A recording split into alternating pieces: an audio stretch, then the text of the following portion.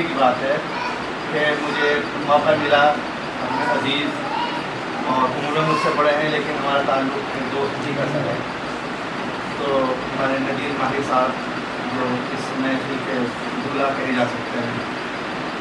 آج انہی کی کتاب کراچی نامہ کا اجرا ہے، اور یہ 2018 میں پاکستان گئے تھے۔ وہاں پہ جب جو انہوں نے دیکھا، جو ان کے سفر کی گزار رہی، وہ انہوں نے اس کتاب میں تحریر کی ہے، اور آپ پڑھیں گے دیکھیں گے تو آپ کو یقیناً اچھا لگے گا کہ واقعی بہت اچھا لکھا ہے، اور اس میں کوئی شک نہیں ہے کہ لکھنا ایک بہت مشکل کام ہے، اسی لیے بہت کم لوگ لکھنے والے ہیں۔ دنیا میں اچھا لکھنے والے بہت کم ہیں، اور اس وقت ہمارے حلقے میں، اردو کے حلقے میں کچھ ہی نام ایسے ہیں جن کو ہم پیش کر سکتے ہیں، اور خاص طور سے ہماری بستی دیوبند وغیرہ تو قید الرجال کا اطلاق ہو گئی ہے۔ زندوں کی اگر بات کی جائے تو دیوبند کی نمائندگی صرف ندیم واجد صاحب تنہا کر رہے ہیں، اور کوئی ایسا نہیں جن کی اتنی تصانیف ہو یا اتنا کام کر رہا ہو۔ اللہ ان کو سلامت رکھے، یہ اور لکھتے رہیں، ہمیں اور سکھاتے رہیں اور ہم پڑھتے رہیں۔ تو ذکر ندیم ماہر صاحب کا ہے۔ ہمارے دوست احباب جو نہیں جانتے میں ان کو بتا دوں کہ 1988 میں دارالعلوم سے حضرت کی فراغت ہے، اور 80 کے بعد کا دور زیادہ تر دارالعلوم کی وجہ سے یہیں گزرا، اس کے بعد بھی کچھ وقت یہیں گزرا۔ میرے چچا دانش عاملی صاحب اور مراد جاوید عثمانی صاحب پکے دوستوں میں تھے، اسی لیے ان کا ہمارے گھر آنا جانا، اوپر بیٹھنا، غفران صادق صاحب یہاں موجود ہیں، تو یہ ایک حلقہ تھا ان کا۔ اسی لیے دیوبند سے جو ایک تعلق درسگاہ اور تعلیم کی وجہ سے ہے، اس کے علاوہ جو دوستی کی وجہ سے ان کی نسبت اور تعلق ہے، اسی کا احساس کرتے ہوئے یہ رہا کہ یار دل چاہ رہا ہے کہ اپنی کتاب کا اجرا دیوبند میں بھی کیا جائے۔ باقی تو جہاں ہوگا ہوگا، کیونکہ مقیم یا قطر میں ہے، سن 2000 سے گزشتہ 25 سال سے آپ قطر میں ہیں، وہی ملازم ہے، وہی قیام ہے۔ تو بس حضرت کی خواہش، اور میں نے کہا ٹھیک ہے انشاءاللہ کرتے ہیں، سب پلان ہوا، اور آج اسی پلان کے نتیجے میں ہم سب یہاں موجود ہیں، بیٹھے ہیں۔ اور اس مجلس کی صدارت کے لیے میں جناب پروفیسر اختر الواسع صاحب کا نام نامی پیش کرتا ہوں۔ بہت شکریہ۔ اور ہمارے مہمان خصوصی میں جناب بجاج شاہ صاحب ہیں، ندیم واجد صاحب ہیں، اور یہ ہمارے لیے بہت خوشی کی بات ہوئی کہ حضرت قاری ابوالحسن آدمی صاحب یہاں موجود ہیں، پروفیسر اختر الواسع صاحب سے ملنے کے لیے اور ندیم ماہر صاحب سے ملاقات کے لیے تشریف لائے۔ ہماری محفل کی رونق پڑھی۔ اس مختصر سی تمہید کے بعد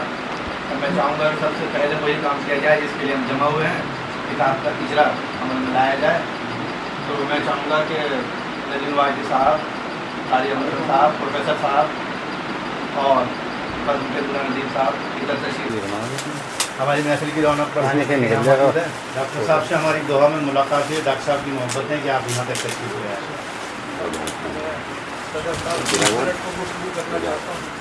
اور جناب بجاج شاہ صاحب، کتابیں تو ہیں، ارے کتاب کا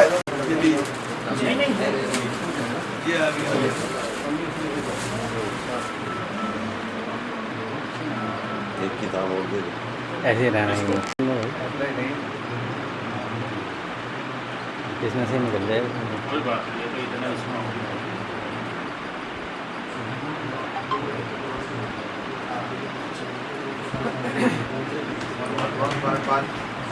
بہت مبارک۔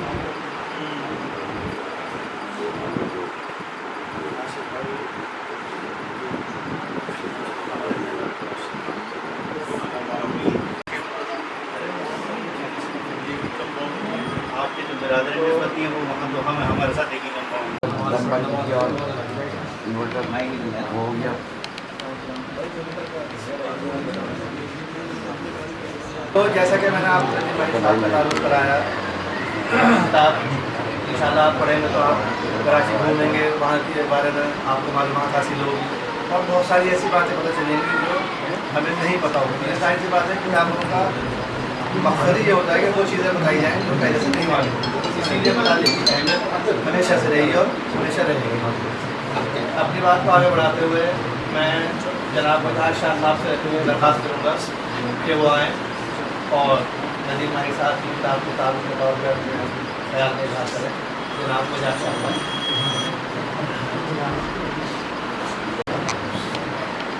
سب سے پہلے میں پروفیسر اختر واسع صاحب کا اس سے شکریہ ادا کرتا ہوں. اس مختصر سی مجلس کے اندر اس محفل کے اندر انہوں نے شرکت کر کے ہم چھوٹوں کو عزت بخشی اور ذاتی طور کے اوپر میں یہ کہنا چاہتا ہوں کہ انہوں نے آج یہاں پر تشریف لا کر ہماری مایوسی کو بھی جو ہے دور کیا. پچھلے سال نومبر میں ڈاکٹر شاہد زبیری صاحب کی کتاب کا اجرا محمود ہال میں ہوا تھا. اس وقت کے بعد یہ پہلی تقریب ہے جس میں کسی کتاب کا اجرا ہو رہا ہے. اس سے اندازہ یہ ہوتا ہے کہ دیوبند کے اندر ادبی سرگرمیاں کس معیار پر ہیں اور یہ باعث تشویش بھی ہے سب کے لیے ہے, صرف میرے لیے نہیں آپ لوگوں کے لیے بھی ہے. لکھنے پڑھنے کا جو سلسلہ ہے وہ بہت مختصر ہے اور سمٹتا جا رہا. ابھی عبدالرحمان سیف صاحب نے کہا کہ مولانا ندیم الواجدی صاحب جو ہے اس صف میں جو ہے اب موجود ہیں اور ان کا لکھنے پڑھنے کا سلسلہ جو ہے وہ یہاں پر جاری ہے. اس میں کچھ کوتاہیاں ہماری بھی ہیں. میں عرض کر دوں کہ یہ مجلس صرف اجرا کی نہیں ہے, فکر کی بھی ہے, ذکر کی بھی ہے, عمل کی بھی ہے. ہو سکتا ہے یہاں سے کچھ نکل کے آج باہر آئے, ہو سکتا ہے کچھ دلوں کے اندر جو ہے ایک چراغ جلیں اور اس سے پھر روشنی. فکر کی بات یہ ہے کہ بہرحال سب کو رخصت ہونا ہے اور دھیرے دھیرے سب رخصت ہو گئے, تو ہم اس سلسلے میں کر کیا رہے ہیں. ہمارے یہاں بہت مختصر نشستوں کا انعقاد ہو رہا ہے. آل انڈیا لیول کے جو مشاعرے میلوں کے اندر ہو رہے ہیں ہمارے یہاں, وہ ان کا انعقاد وہ لوگ کرتے ہیں جن کا اردو سے کوئی تعلق ہی نہیں ہے, کوئی رابطہ ہی نہیں ہے, جو اردو کے حوالے سے جانتے ہی نہیں ہیں. تمام پمفلیٹ, تمام پوسٹر, تمام ایڈورٹائزمنٹ خالیہ دارالعلوم دیوبند ہیں. یہ فراغت کے حوالے سے, یہ طالب علم کے زمانے کے حوالے سے جو بھی مجھ سے ملتے ہیں میں ان سے صرف ایک ہی بات کہتا ہوں اپنے طور کے اوپر کہ مدارس کا طالب علم وہی کامیاب ہے جو لکھنا اور پڑھنا جانتا ہے. اور اس کی مثال اب یہاں پر ندیم ماہر صاحب, ان کی میں نے کتاب دیکھی اور دیکھنے کے بعد یہی ہے کہ ان کے اندر لکھنے کی بھی بے انتہا صلاحیت ہے اور بہرحال وہ بولنے کی بھی ہوگی یقینی طور کے اوپر اب یہاں سامنے آ جائے گی. ابھی میں نے کبھی بولتے ہوئے سنا نہیں. دنیا میں سفر نامے کے حوالے سے سفر نامہ ابن بطوطہ ہے ہمارے سامنے, ہزاروں سال گزر گئے ہمارے سامنے موجود ہیں. اس کے علاوہ دو اور شخصیتیں ہیں جن کو سفر نامے کے حوالے سے نہ کہہ کر بلکہ سفر کے حوالے سے اگر ہم یاد کریں تو واسکو ڈی گاما اور کولمبس ہے. ان کا یہ کارنامہ ہی تھا اس زمانے میں, وہ نہیں رہا ہوگا لکھنے پڑھنے کا سلسلہ. تو میں نے کراچی نامہ دیکھا. سفر نامے کی سب سے بڑی خوبی یہ ہونی چاہیے اور وہ اس کتاب کے اندر موجود ہے کہ جب ہم پڑھیں تو ایسا لگے کراچی میں. اور اصل جو میرا اپنا ذوق ہے پڑھنے کا وہ میں سمجھتا ہوں کہ مجھے اچھا لگتا ہے وہ جس کتاب کے اندر بہت اچھی تشبیہات کا استعمال ہوتا ہے.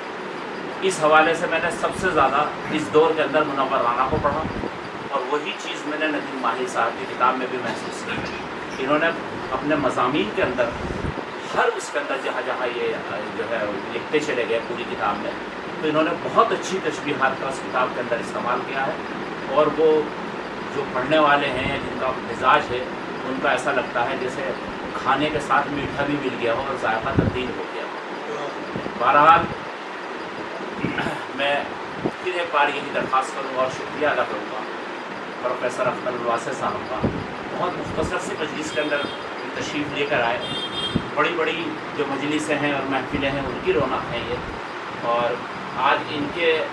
قدم مبارک سے ہمیں یہ امید کرنی چاہیے کہ دیوبند کے اندر جو ایک منظر نامہ ہے اسلامی مذہب کا اس کے اندر تبدیلی آنی چاہیے اور وہ تبدیلی یہاں پر بیٹھے ہوئے لوگ لائیں گے. باتیں بہت بولنے کی ضرورت ہے. یہ بڑی بد نصیبی کی بات ہے کہ میرے بڑے بھائی مولانا نسیم اختر شاہ قیصر صاحب نے 20 سال مرکز نوائے قلم دیوبند کے اندر چلایا اور مفت اس کے اندر جو ہے وہ تحریر کا انہوں نے سلسلہ کا اصلاح کا. پورے 20 سال میں کوئی ایک دیوبند کا بچہ ان کے پاس نہیں آیا. ایک لڑکا دیوبند کا آ کے وہاں اصلاح لینے کے لیے نہیں آیا. اور یہی شکایت اپنی زندگی کے اندر मौलाना हसीब सिद्दीकी साहब को रही कि मदनी ITI के अंदर देवबंद के बच्चे नहीं आते, हिंदू बच्चे दूर दूर से आ रहे हैं। प्रोफेसर अख्तर वासिफ साहब कई उनके प्रोग्रामों में शिरकत कर चुके हैं, महमूद हाल के अंदर इससे कबल आए, वहाँ तशरीफ लाए, तो उन्हें भी यही एक शिकायत थी। तो मेरी भी एक छोटा होने के नाते सब बड़े हैं, अपनी ज़ात में सब जो है वो मुस्तनद हैं, उनको चाहिए कि वो जो है इस तरफ तवज्जो करें। ये बहुत बड़ा सरमाया है हमारा बुज़ुर्गों का। हम जिस घर के अंदर बैठे हैं, जिस महल्ले के अंदर बैठे हैं, इस पूरे महल्ले की एक मुकम्मल तारीख़ देवबंद है, ताल्लुम के हवाले से भी, अदब के हवाले से भी। उसकी हिफाजत भी बहुत लाजिम है। मुझे इस बात की खुशी है कि अब्दुर्रहमान सैयद साहब जो है उसकी हिफाजत भी कर रहे हैं और उसके अंदर जो है उसकी इशात में भी है मशहूर। बहरहाल आप सब लोग यहाँ पर गुलावटी से तशरीफ़ लाए और यहाँ पर आपने इस सरज़मीन को जो है ये मौका दिया, एजाज़ दिया, हम सब आपके भी शुक्रगुज़ार हैं। और हकीकत में इन्होंने जिस चीज़ की तरफ तवज्जो दिलाई वो वाकई फ़िक्र करने की बात है और इसके बारे में सोचना चाहिए। कम से कम जो लोग कुछ कर सकते हैं उनको ज़रूर सोचना चाहिए। छोटों को भी सोचना चाहिए कि वो किसी मैदान में अगर आगे बढ़ने के का हौसला रखते हैं या उनके अंदर कोई हुनर है तो उस पर मेहनत की जाए और उसमें आगे बढ़ा जाए। बहरहाल महफिल को आगे बढ़ाते हुए अब मैं अपने दूसरे मेहमान ख़ुसूसी मौलाना नजमुल वाहिदी साहब की तरफ चलता हूँ और उनसे गुजारिश करूँगा कि वो अपने ख्याल का इज़हार करें। नदीम माहिर साहब से जो मेरा ताल्लुक़ है पुराना, उसके यहाँ पर भी ये तकाज़ा था कि मैं आऊँ। ये गुलावटी के रहने वाले हैं और गुलावटी से मेरा ताल्लुक़ बहुत पुराना है। मेरे दोस्त रहते हैं और कई साल ऐसे गुजरे कि मैं गुलावटी बहुत आया गया, एक ही हफ्ते बाद तो एक तरह से वो मेरा वतन इंसान है। उस अपने दिन बच्चे थे 8-10 साल के, लेकिन इनके वालिद से हमारा बड़ा गहरा ताल्लुक़ था। जुमा की नमाज़ हम पढ़ते थे बच्चे भी, और जुमा के बाद उनसे बड़ी मुलाकातें रहती थी उनकी लाइब्रेरी से मैं बड़ा इस्तेफादा करता था। उसके बाद नबी माजिद साहब जो तशरीफ़ ले आए उन्होंने यहाँ हासिल किया। इनके एक बहनों मौलाना वलीउल्लाह साहब मुझे निज़ाम जवाब से लेकिन उनसे भी मेरा बड़ा ताल्लुक़ करना था। उनको गरीब आखिर तक तकाते पहले तक उन्हें बहुत ज़्यादा तो मुझे नहीं मालूम था कि नदीम माहिर साहब इतने माहिर हो गए हैं कि माशाअल्लाह शेर व शायरी में भी और नस्ल में भी उन्होंने एक अपना मकाम बना लिया। उनकी किताब पढ़कर मुझे अंदाज़ा था और इनकी शायरी के नमूने भी देखते जा बजा बड़ी अच्छी सलाहियत के हामिल है माशाअल्लाह। और दोनों दरजगाहों की तालीम ने इनको 2 आतशागियात से आतशा करते हैं माशाअल्लाह। मुझे यानी फ़िक्र की बुलंदी है वो इनको दारुल देवबंद से मिली है और यूनिवर्सिटी से मिली है और उनकी तहरीरों में इसका इजहार भी मैं देख रहा हूँ। जो इन्होंने सफ़रनामा लिखा है, जैसे कि रजा साहब ने कहा कि भाई सफ़रनामा ऐसा होना चाहिए, सफ़रनामे को कहा कि ऐसा लगे कि तुम वहाँ घूम रहे हैं वहाँ फिर रहे हैं, तो वाकई ये ऐसा सफ़रनामा है। बिल्कुल ऐसा महसूस होता है कि हम कराची के अंदर इनकी क़ुव्वत मुतख़य्यला इतनी बुलंद है कि वो बात से बात पैदा करते हैं। अब ये कराची में घूम रहे हैं, वहाँ जहाँ पे पाकिस्तान का जिक्र आया तो उस पर रोशनी डालते हैं, तराने पाकिस्तान का जिक्र आता है तो उस पर रोशनी डालते हैं, उसके खालिक पर और उसकी नामियत पर। झंडे पर का जिक्र आता है तो उसके झंडे पर रोशनी डालते हैं। इसी तरीके से वो हमें हिंदुस्तान में भी ले आते हैं, दिल्ली के लाल किला और कुतुब मीनार और जामा मस्जिद, हालांकि कराची का सफ़रनामा, लेकिन वो जब बात से बात निकलती है वो दिल्ली पहुँच जाते हैं और तिरंगे पर भी रोशनी डाल रहे हैं, यहाँ के कौमी तराने पर भी रोशनी डाल रहे हैं। तो इनकी माशाअल्लाह लिखने की सलाहियत और सोचने की सलाहियत जो है बहुत ज़्यादा है। फिर इनके अंदर मैंने देखा है कि इनके यहाँ एतदाल फ़िक्र आम उमूमन ये नहीं पाया जाता। अब ये देखिए कि इन्होंने तक़सीम हिंद का जिक्र किया। तक़सीम हिंद आपको मालूम है कि कांग्रेस और मुस्लिम लीग की आविज़ शेख तक़सीम हिंद का चर्चा हुई और दोनों तरफ हमारे यहाँ बड़े काबिल थे। और इसमें इफरात व तफरीत बहुत है। बहुत से लोग मुरीद इल्ज़ाम इधर के लोग को देते हैं, बहुत से लोग इधर को देते हैं। लेकिन मैं देखता हूँ कि इन्होंने बहुत ही एहतियात के साथ इस मौजू को छेड़ा है और उन्होंने कहा कि जैसे ज़िंगे सिफ़ीन थी कि वहाँ दोनों तरफ सहाबा थे,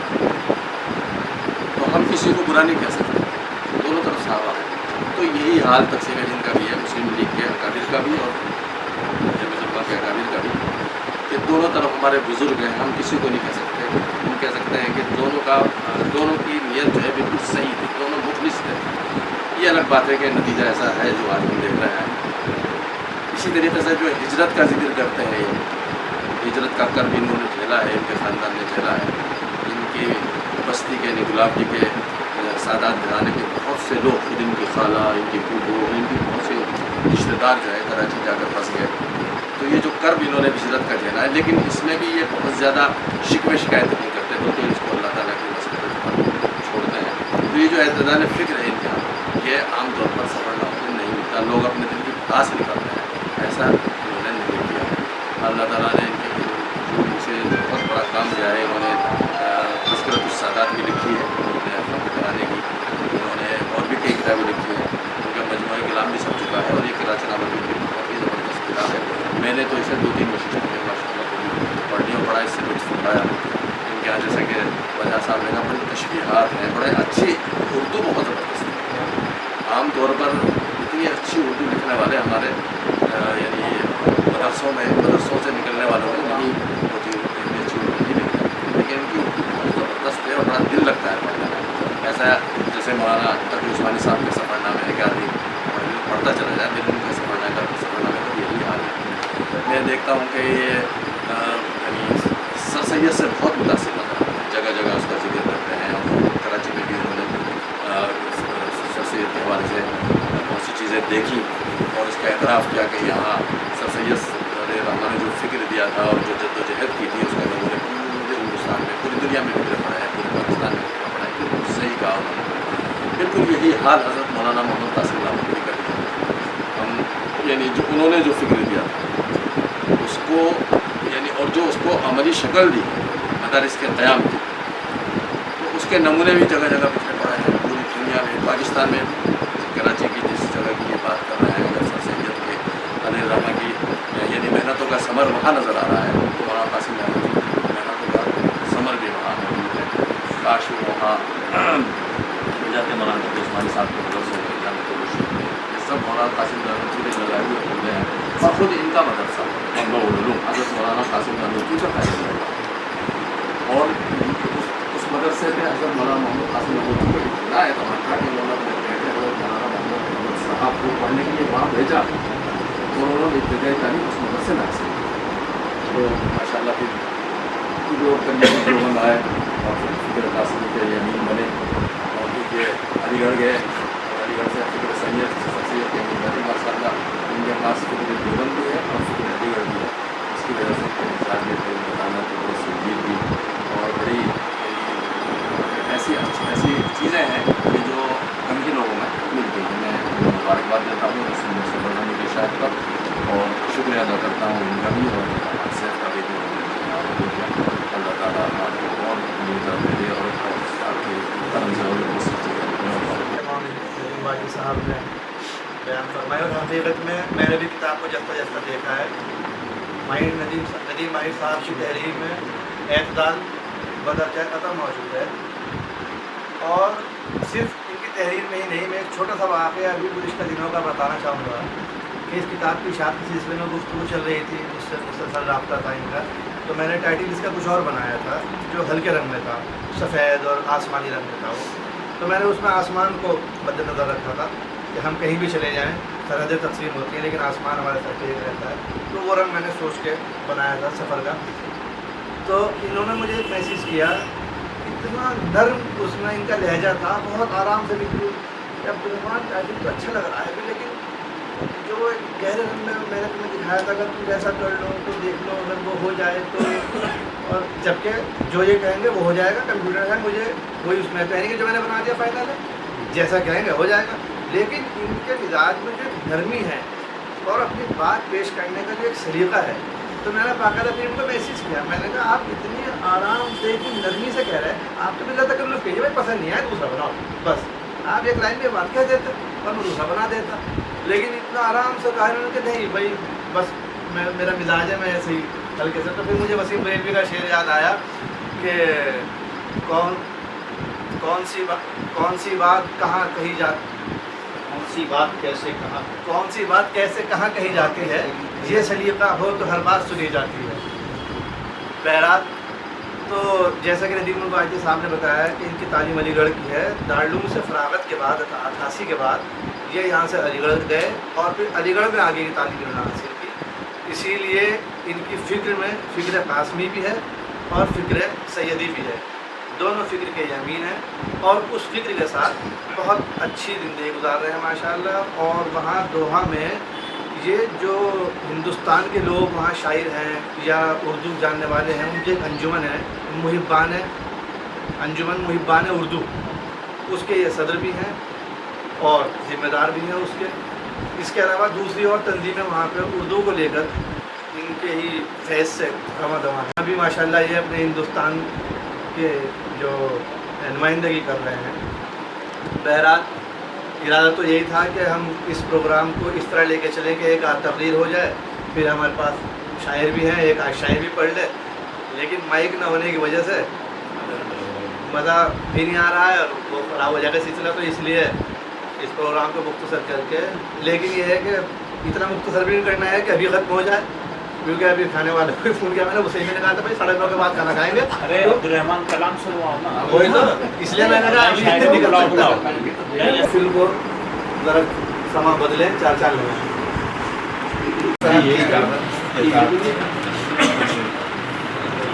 کرتا ہوں کہ مذاق دیکھیے دھاگے سے کیل کاٹتا ہے، مذاق دیکھیے دھاگے سے کیل کاٹتا ہے، وہ اپنے جھوٹ سے میری دلیل کاٹتا ہے. مذاق دیکھیے دھاگے سے کیل کاٹتا ہے، وہ اپنے جھوٹ سے میری دلیل کاٹتا ہے. اور شعر دیکھیں ایک مطلب اور ہے کہ ہمارے عہد کا سمبل لگا کے رکھا ہے، ہمارے عہد کا سمبل لگا کے رکھا ہے، دوا پہ زہر کا لیبل لگا کے رکھا ہے، ہمارے عہد کا سمبل لگا کے رکھا ہے، دوا پہ زہر کا لیبل لگا کے رکھا ہے. اور ہوں جیسے رمز وفا بے خودی میں لکھے ہوئے، ہوں جیسے رمز وفا بے خودی میں لکھے ہوئے، بہت عجیب ڈیجٹ ہیں گھڑی میں لکھے ہوئے. ہوں جیسے رمز وفا بے خودی میں لکھے ہوئے، بہت عجیب ڈیجٹ ہیں گھڑی میں لکھے ہوئے. اور وہ چاہ کر بھی ہمیں کچھ سمجھ نہیں پایا، وہ چاہ کر بھی ہمیں کچھ سمجھ نہیں پایا کہ جیسے شعر ہوں ہم فارسی میں لکھے ہوئے. وہ چاہ کر بھی ہمیں کچھ سمجھ نہیں پایا کہ جیسے شعر ہوں ہم فارسی میں لکھے ہوئے. اور پھول ملتے نہیں کتاب کے بیچ، پھول ملتے نہیں کتاب کے بیچ، وقت کٹتا ہے اضطراب کے بیچ. دھڑکنوں پر بھی کوئی پالش کر، دھڑکنوں پر بھی کوئی پالش کر، عمر تو چھپ گئی خضاب کے بیچ. دھڑکنوں پر بھی کوئی پالش کر، عمر تو چھپ گئی خضاب کے بیچ. اور شعر کو دیکھے کہ اگرچہ کچھ بھی نہیں ہے بگاڑ جیسا کچھ، اگرچہ کچھ بھی نہیں ہے بگاڑ جیسا کچھ، تعلقات میں کیوں ہے دراڑ جیسا کچھ. اگرچہ کچھ بھی نہیں ہے بگاڑ جیسا کچھ، تعلقات میں کیوں ہے دراڑ جیسا کچھ. اور تمام شہر میں تو ہی میرا شناسا ہے، تمام شہر میں تو ہی میرا شناسا ہے. تو میری راہ میں رکھ دے پہاڑ جیسا کچھ، تو میری راہ میں رکھ دے پہاڑ جیسا کچھ. اور یہ SMS میں لکھا ہے بچھڑنے والے کو، یہ SMS میں لکھا ہے بچھڑنے والے کو، تیرے بغیر یہ گھر ہے تہاڑ جیسا کچھ. یہ SMS میں لکھا ہے بچھڑنے والے کو. تیرے بغیر یہ گھر ہے تہاڑ جیسا کچھ، اور خاموشیوں کا یہ جنگل بڑا انوکھا ہے، خاموشیوں کا یہ جنگل بڑا انوکھا ہے، مچلتا رہتا ہے مجھ میں دہاڑ جیسا کچھ، مچلتا رہتا ہے مجھ میں دہاڑ جیسا کچھ، اور جو آنا چاہے اسے دستکوں سے کیا لینا، جو آنا چاہے اسے دستکوں سے کیا لینا، ہمارے دل میں نہیں ہے کیواڑ جیسا کچھ، جو آنا چاہے اسے دستکوں سے کیا لینا، جو آنا چاہے اسے دستکوں سے کیا لینا، ہمارے دل میں نہیں ہے کیواڑ جیسا کچھ، اور سلگتی ریت کے ذرے بھی نم نکل آئے، سلگتی ریت کے ذرے بھی نم نکل آئے، خوشی کریت رہے تھے کہ غم نکل آئے، سلگتی ریت کے ذرے بھی نم نکل آئے، خوشی کریت رہے تھے کہ غم نکل آئے، اور سبھی کے ایک سے قصے ہیں عشق جانا میں، سبھی کے ایک سے قصے ہیں عشق جانا میں، کبھی کبھی تو کتابوں سے ہم نکل آئے، سبھی کے ایک سے قصے ہیں عشق جانا میں، کبھی کبھی تو کتابوں سے ہم نکل آئے، اور شب فراق میں ایک مشغلہ بناتے ہیں، شب فراق میں ایک مشغلہ بناتے ہیں، یہ چھپکلی ہے اسے فاختہ بناتے ہیں، شب فراق میں ایک مشغلہ بناتے ہیں، یہ چھپکلی ہے اسے فاختہ بناتے ہیں، اور دو شعر دیکھنے کے کہ لگتا ہے اب سلام کسی چوٹ کی طرح، لگتا ہے اب سلام کسی چوٹ کی طرح، بے قدر ہو گیا ہوں پھٹے نوٹ کی طرح، لگتا ہے اب سلام کسی چوٹ کی طرح، بے قدر ہو گیا ہوں پھٹے نوٹ کی طرح، اور ٹوٹا تو موم جیسا پگھلتا چلا گیا، ٹوٹا تو موم جیسا پگھلتا چلا گیا، ٹوٹا تو موم جیسا پگھلتا چلا گیا، باہر سے لگ رہا تھا وہ اخروٹ کی طرح، ٹوٹا تو موم جیسا پگھلتا چلا گیا، باہر سے لگ رہا تھا جو اخروٹ کی طرح،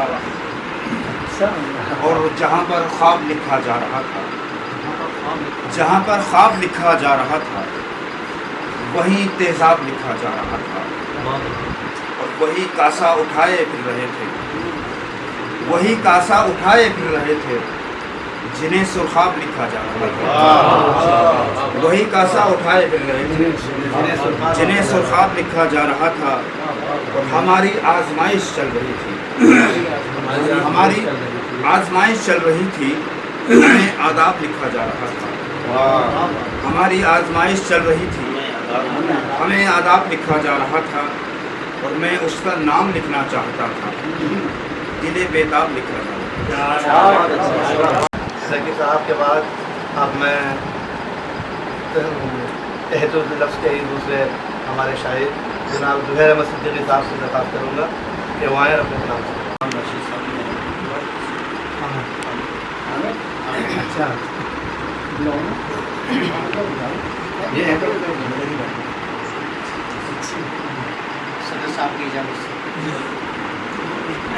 چاروں سے دیکھیں کہ ظلمت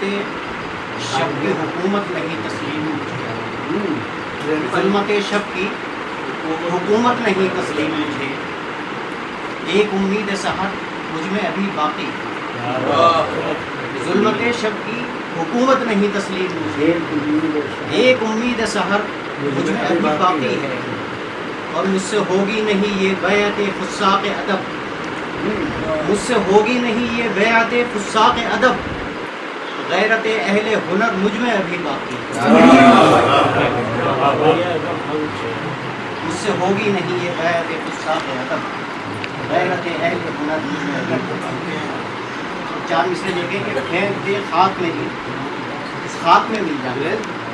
دے، پھینک دے خاک میری خاک میں مل جانے دے، نقش ابھریں گے نہیں لاکھ رہے چاک پہ خاک، پھینک دے خاک میری خاک میں مل جانے دے، نقش ابھریں گے نہیں لاکھ رہے چاک پہ خاک، اور خاک ہی ایسی ہے میری کہ رہے خاک ہی بس، पूज अगर डाल दे अब तू भी मेरी खाक पे खाक क्या कहना है, बहुत अच्छा है, अदा कीजिएगा। पूज अगर डाल दे अब तू भी मेरी खाक पे खाक। एक मतलब वो शेर और बोले, हालत रंज में असरार तरफ खुलते हैं, हालत रंज में असरार तरफ खुलते हैं, वसल के भेद मियाँ हिजर की शब खुलते हैं। और शेर देखें कि कार दुनिया से अलग गोशे तन्हाई में, कार दुनिया से अलग गोशे तन्हाई में मंजरे जलवाए जाना ही अजब खुलते हैं, मंजरे जलवाए जाना ही अजब खुलते हैं। और शेर देखें कि बाखुदा वो कभी खाली नहीं जाने देता, बाखुदा वो कभी खाली नहीं जाने देता। शब की तन्हाई में जब दस्ते तलब खुलते हैं, शब की तन्हाई में जब दस्ते तलब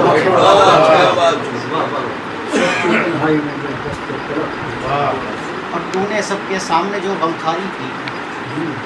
वो आती है इससे दुनियादारी, तूने सबके सामने जो गमखारी की वो आती है इससे दुनियादारी की। और किस्मत का कुछ हमको भी अंदाज़ा था, किस्मत का कुछ हमको भी अंदाज़ा था, वज़ल से पहले हिजर की भी तैयारी।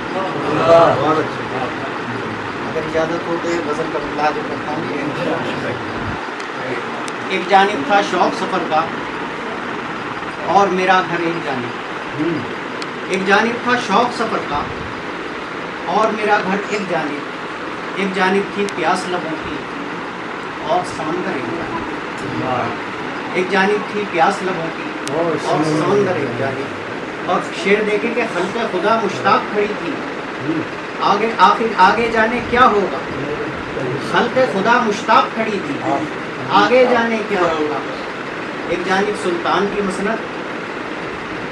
और कलंदर एक जानिब, एक जानिब सुल्तान की मसनद और कलंदर एक जानिब।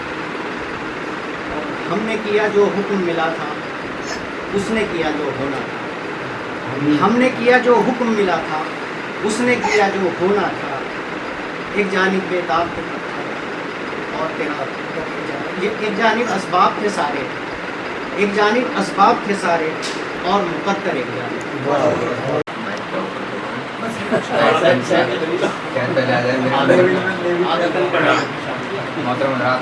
हमारे अलीम नाइक साहब को बहुत बहुत दिल से मुबारकबाद। एक मोहम्मद किताब का इजरा हुआ और हुआ यह है कि किताब को कबूल आम था। उर्दू के हवाले से एक शेर पहले पढ़ूँगा और एक मतलब 2-3 शेर खास तौर से मिलाएगा। नाम उसका मैंने उर्दू में लिखा, खुशबुओं का एक ज़ख़ीरा खुल गया। नाम उसका मैंने उर्दू में लिखा, खुशबुओं का एक ज़ख़ीरा खुल गया। नाम उसका मैंने उर्दू में लिखा, खुशबुओं का एक ज़ख़ीरा खुल गया। बात फिर उर्दू में ही की उसने तो, मेरे कानों में शहद सा घुल गया। बात फिर उर्दू में ही की उसने तो, मेरे कानों में शहद सा घुल गया। आइए बात एक मतलब दूसरे और दूसरे से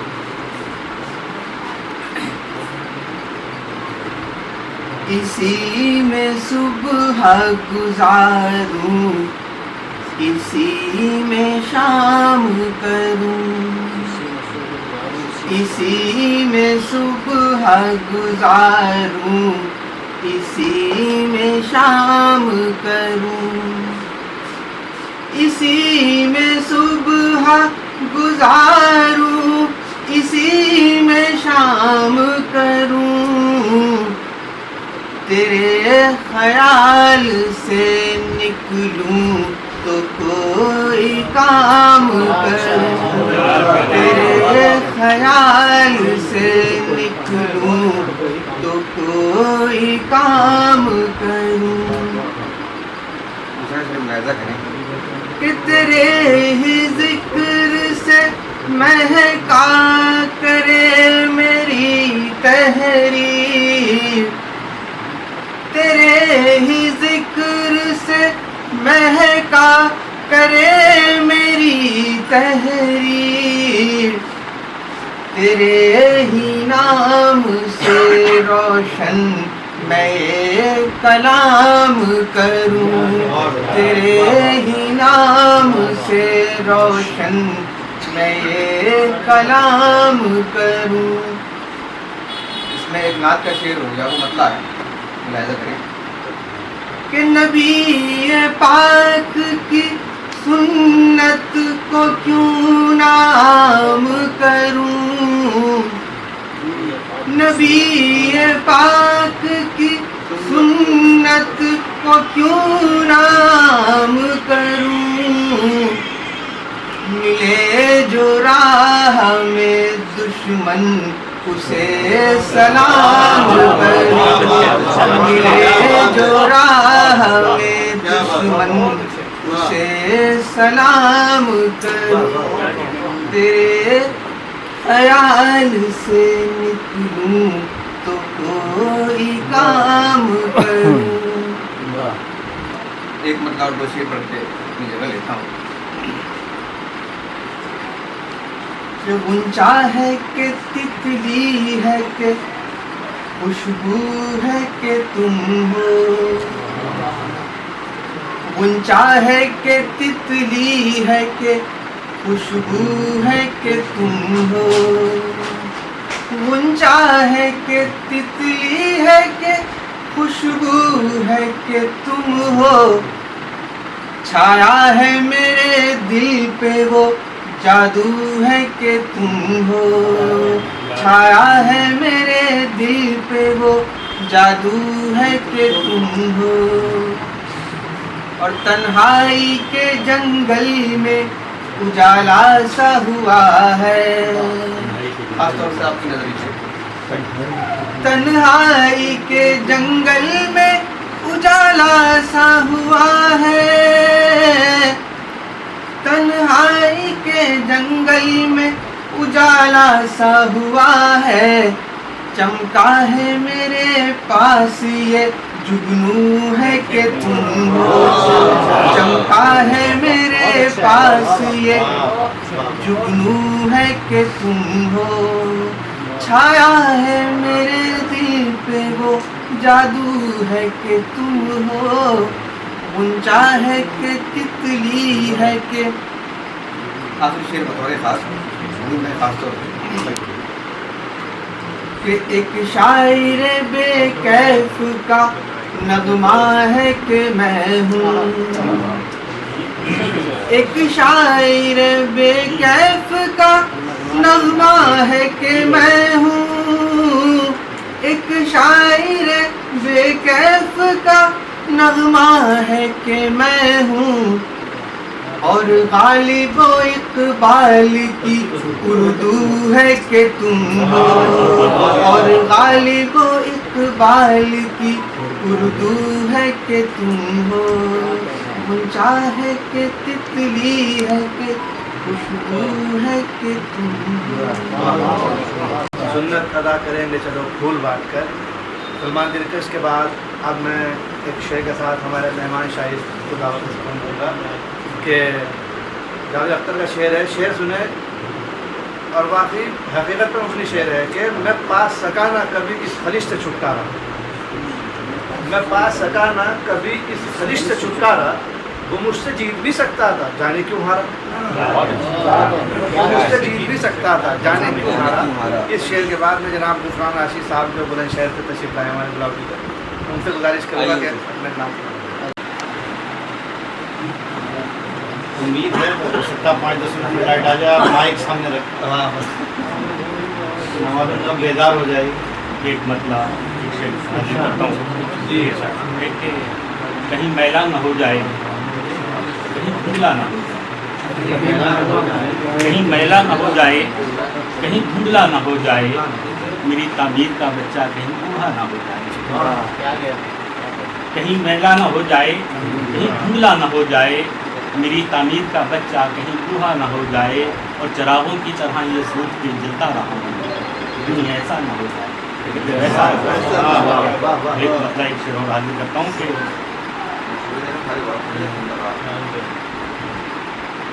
सियासी आग में जब जब भी हिंदुस्तान जलता है, सियासी आग में जब भी हिंदुस्तान जलता है, मेरे एहसास में बैठा हुआ इंसान जलता है। और शेर मिलाजा फरमाइएगा कि नहीं होती कोई दस्तक तो आंखें तिल मिलाती हैं, नहीं होती कोई दस्तक तो आंखें तिल मिलाती हैं, नहीं आता है कोई मेहमान तो दस्तरखान जलता है, नहीं आता है कोई मेहमान तो दस्तरखान जलता है। और दो काफिया गज़ल के एक मतलब एक शेर और हाजिर करता हूँ कि खुश फूलों का शबनम अगर हो तो हो, खुश फूलों का शबनम अगर हो तो हो, ज़िंदगी का ये मौसम उधर हो तो हो, और आईने पत्थरों से गुजर जाएंगे, कोई दहशत हम खत्म हो तो हो। और एक मतलब एक शेर और हाजिर करता हूँ, जलती हुई हयात के मंजर मरोड़,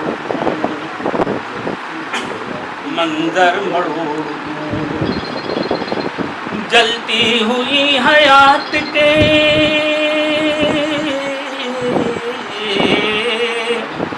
जलती हुई हयात के मंजर मरोड़ दूं,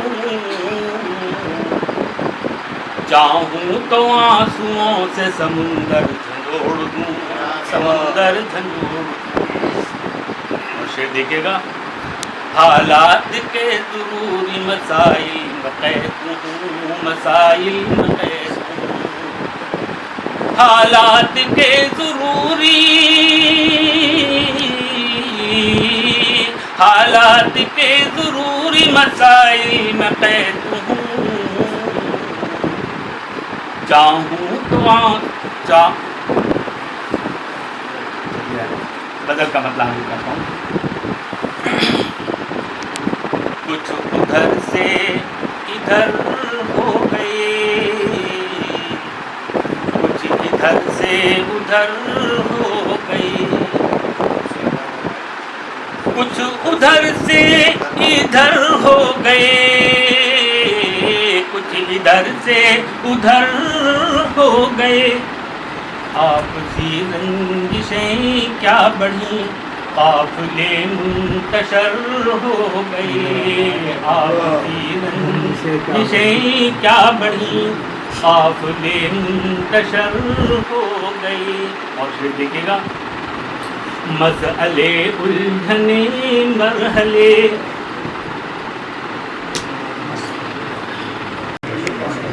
जी मुश्किलें उलझने मसअले, मरहले हादसे ज़लज़ले, मुश्किलें उलझने मसअले, मरहले हादसे ज़लज़ले। कुछ मेरे आईने बन गए, कुछ मेरे हम सफ़र हो गए, कुछ मेरे आईने बन गए, कुछ मेरे हम सफ़र हो गए। और देखिएगा शेर, मौत के जिक्र पर मज़ह के, दर्द की बात पर कहे, मौत के जिक्र पर मज़ह के, दर्द की बात पर कहे, जिंदगी का सबक भूल कर लोग कितने निडर हो गए, जिंदगी का सबक भूल कर लोग कितने निडर हो गए। और शेर देखिए, काफिया नज़म क्या है, मैंने इंग्लिश का हाजिर करता हूँ। यूं तो पहले भी था ये जहाँ, تیرے آنے سے پر میری جان، یوں تو پہلے بھی تھا یہ جہاں، تیرے آنے سے پر میری جان، اور بھی زندگی کے میری خوبصورت کلر ہو گئے، اور بھی زندگی کے میری خوبصورت کلر ہو گئے۔ اور آخر شعر، جل گئیں امن کی بستیاں، اڑ گئیں پیار کی تتلیاں، جل گئیں امن کی بستیاں، اڑ گئیں پیار کی تتلیاں، وہ سیاست کی آندھی چلی، لوگ زیر و زبر ہو گئے۔ میں اپنے ہی دو شعروں کے ساتھ انہیں دعوت دے رہا ہوں کہ ہم کے سورج کے مخالف دن کے لالے پڑ گئے، ہم کے سورج کے مخالف دن کے لالے پڑ گئے، زندگی تیری لغت کے لفظ کالے پڑ گئے، اور گرمیوں کی ایسی شدت تھی میاں اس جون میں، جو کرن سورج سے نکلی اس میں چھالے پڑ گئے۔ بالکل نئے ہیں، پہلی بار پڑھ رہا ہوں، بتتا ہے کہ میرے فراق کا ساتھی، میرے وصال کا دوست، میرے فراق کا ساتھی، میرے وصال کا دوست، مجھے ملا ہے حقیقت میں وہ کمال کا دوست، مجھے ملا ہے حقیقت میں وہ کمال کا دوست، اور جنہوں نے فرق مراتب کو پاش پاش کیا، جنہوں نے فرق مراتب کو پاش پاش کیا، زمانہ کہتا ہے اب تک انہیں بلال کا دوست، زمانہ کہتا ہے اب تک انہیں بلال کا دوست، اور تمہیں کو ہووے مبارک یہ داغ داغ کمر، تمہیں کو ہووے مبارک یہ داغ داغ کمر، میرا ضمیر ہمیشہ رہا ہلال کا دوست، میرا ضمیر ہمیشہ رہا ہلال کا دوست، اور اسی کو سیکھتے رہنے کا شوق ہوتا ہے جو اپنے ذہن کو رکھے سدا سوال کا دوست، اسی کو سیکھتے رہنے کا شوق ہوتا ہے جو اپنے ذہن کو رکھے سدا سوال کا دوست، جو اپنے ذہن کو رکھے سدا سوال کا دوست۔ اور چند شعر دیکھیں کہ محبت کے ہر غم کو خوشی محسوس کرتا ہوں، محبت کے ہر غم کو خوشی محسوس کرتا ہوں، جو تم محسوس کرتے ہو وہی محسوس کرتا ہوں، بہت اچھا ہے، جو تم محسوس کرتے ہو وہی محسوس کرتا ہوں،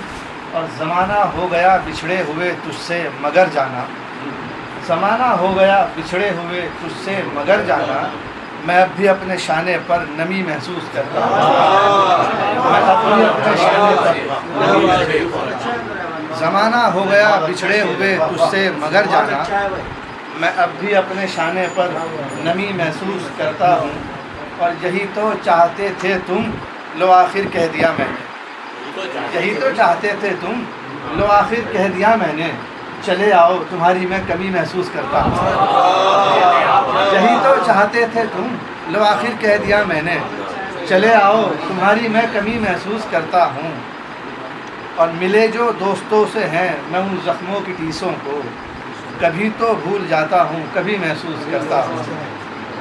اور ایک نظم چھوٹی سی پیش کر کے پھر اپنی جگہ دیتا ہوں، نظم ہے، منظر ہے بلکہ ایک یہ سامنے تھا میرے ایک منظر، تو میں نے اس کو پھر قلم بند کیا کہ اس کا عنوان ہے وہ لڑکی، بس الفاظ کا ایک پیکر ہے، آپ سنیں کہ حسین چہرہ، نشیلی آنکھیں، گلاب لب اور سراہی گردن، ہے تیغ ابرو تو پھول عارض، جمال آور حسین رنگت، کشادہ کف اور دراز انگشت، ہنسے تو دل کو خوشی کے معنی پتہ چلے، اور نظر جھکائے تو شرم اپنی مثال گویا، نظر اٹھائے تو بے قراری کا دل کے ساماں، نظر اٹھائے تو بے قراری کا دل کے ساماں، میں کیا بتاؤں کہ کیسی ہے وہ جو نظر اول میں دل کو اپنے ہی ساتھ لے کر چلی گئی ہے، کھڑا ہوں اب بھی میں اس سڑک پر جہاں وہ مجھ سے جدا ہوئی ہے۔ آج کی محفل کے ادھورا میرے ہم متحدث جن کے لیے تعریفی اور توصیفی کلمات अपने मामू मरहूम दानिश आमिर साहब से वक्तन फ़वक्तन सुनते थे और इसकी उम्मीद कभी नहीं थी कि आपके सामने और आपके साथ महफिल आरास्ता होगी। बहरहाल आपको आपकी किताब की बहुत मुबारकबाद, तमाम मेहमानों का आमद का शुक्रिया। 4 मिसरों से बात शुरू करता हूँ कि सहने में ज़ख्म मैंने तकल्लुफ़ नहीं किया, सहने में ज़ख्म मैंने तकल्लुफ़ नहीं किया, दिल रेज़ा रेज़ा हो चुका पर उफ़ नहीं किया, दिल रेज़ा रेज़ा हो चुका पर उफ़ नहीं किया, मिलता रहा जो उस पे किया शुक्र देर तक, मिलता रहा जो उस पे किया शुक्र देर तक, जो मिल सकाना उस पे तासुफ़ नहीं किया, जो मिल सकाना उस पे तासुफ़ नहीं किया। और ये 4 मिसरे देखें कि हर एक सोचता रहता है क्यों मयस्सर है, हर एक सोचता रहता है क्यों मयस्सर है, जो मेरे दिल को ज़रा सा सुकून मयस्सर है, हर एक सोचता रहता है क्यों मयस्सर है, जो मेरे दिल को ज़रा सा सुकून मयस्सर है। और बस एक नज़र में ही दीवाना कर दिया मुझको, बस एक नज़र में ही दीवाना कर दिया मुझको, तुम्हारी आँख को कैसा फुसू मयस्सर है, तुम्हारी आँख को कैसा फुसू मयस्सर है, हर एक सोचता रहता है क्यों मयस्सर है। और एक गज़ल का मतलब आपकी समातों के हवाले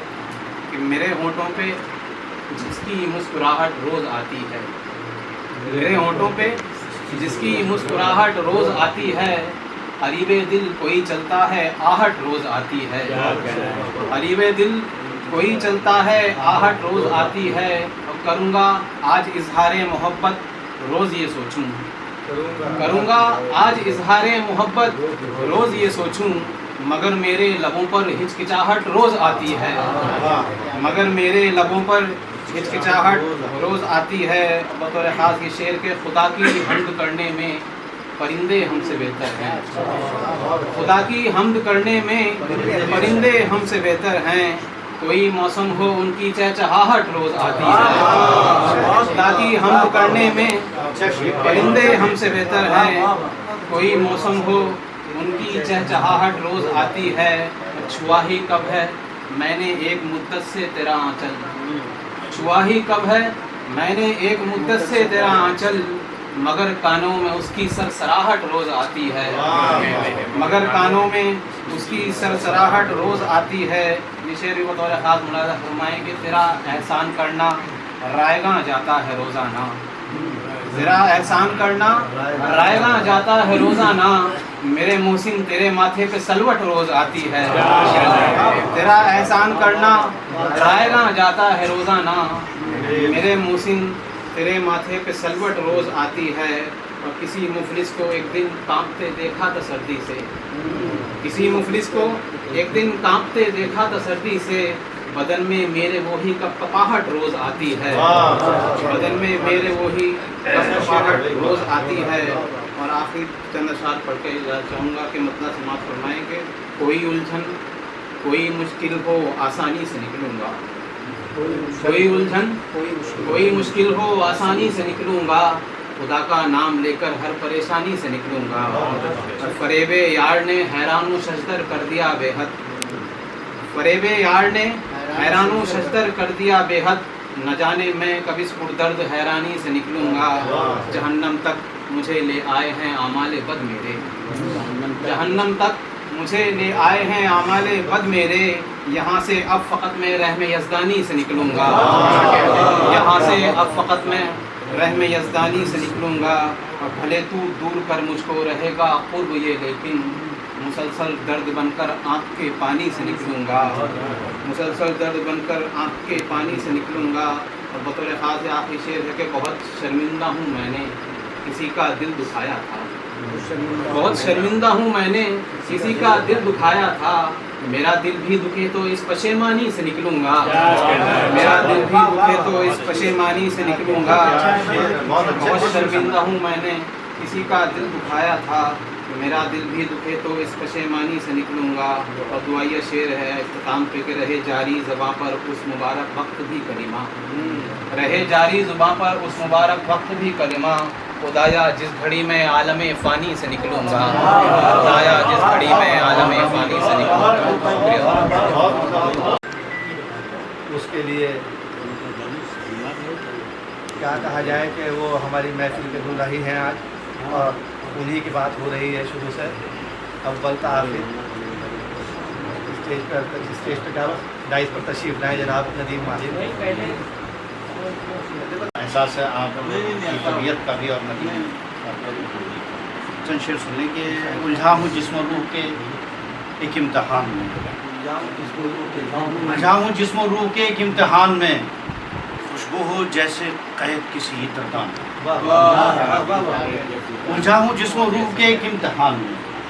خوشبو ہو جیسے قید کسی عطردان میں، اور جن پر زمین تنگ ہوئی اس جہان میں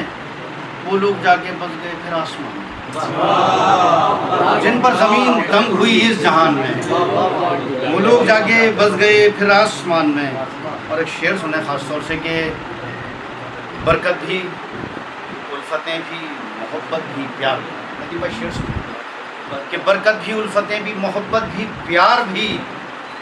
رشتوں کا ایک ہجوم تھا اس خاندان میں۔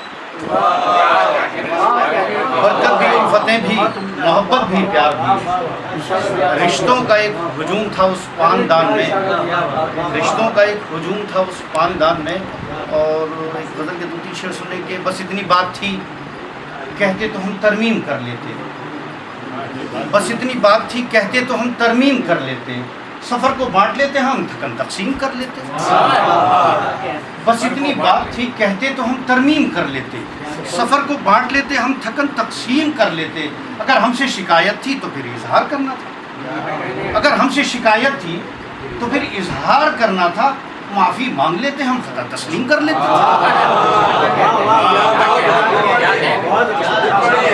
بس اتنی بات تھی کہتے تو ہم ترمیم کر لیتے، سفر کو بانٹ لیتے ہم تھکن تقسیم کر لیتے، اگر ہم سے شکایت تھی تو پھر اظہار کرنا، معافی مانگ لیتے ہم خطا تسلیم کر لیتے۔ اور ایک شعر ہے جو میں اکثر ایسی جگہ سناتا ہوں، بہت سارے شاعر ہوتے ہیں لیکن کسی کی نظر نہیں ہے، کہ ہر ایک سر پر نشانے کبر کی تختی لگی پائی، ہر ایک سر پر نشانے کبر کی تختی لگی پائی، اگر 2-4 ہی ہوتے تو ہم تعظیم کر لیتے۔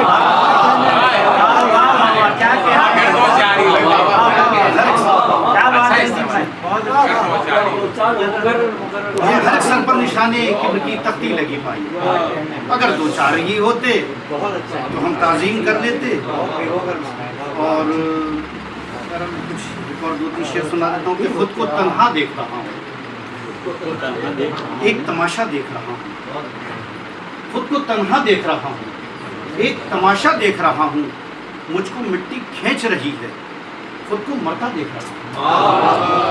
مجھ کو مٹی کھینچ رہی ہے، خود کو مرتا دیکھ رہا ہوں، اور میری آنکھیں تھک نہ جائیں۔ شعر سنیں دیوبند والوں کی نظر کہ میری آنکھیں تھک نہ جائیں، تجھ کو کتنا دیکھ رہا ہوں، کہ ایک تماشا دیکھ رہا ہوں، خود کو تنہا دیکھ رہا ہوں، کہ مجھ کو مٹی کھینچ رہی ہے،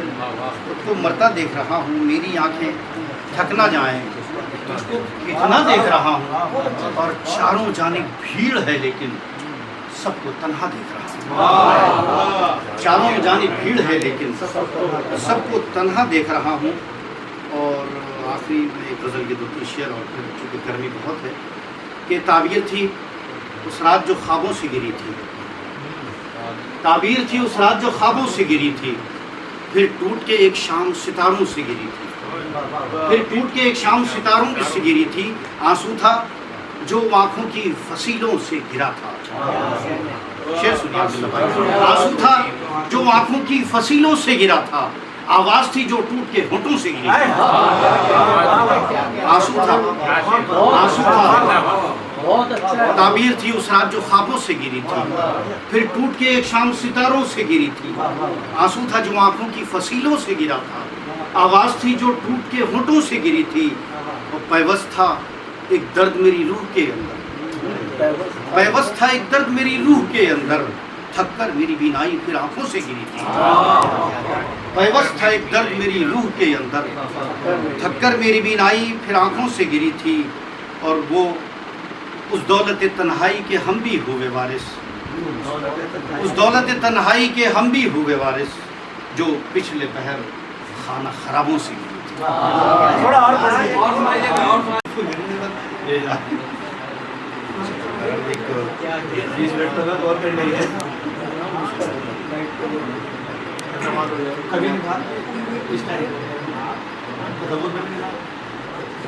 ایک غزل کے شعر سننے، بہت اچھے اچھے شعر سننے کو ملے دیوبند میں، ہمیں مطلب وہ پرانا دور یاد آ گیا آج کی نشست دیکھ کے۔ تو کچھ کہ وہ تیرگی ہے رات کی آنکھیں نکال،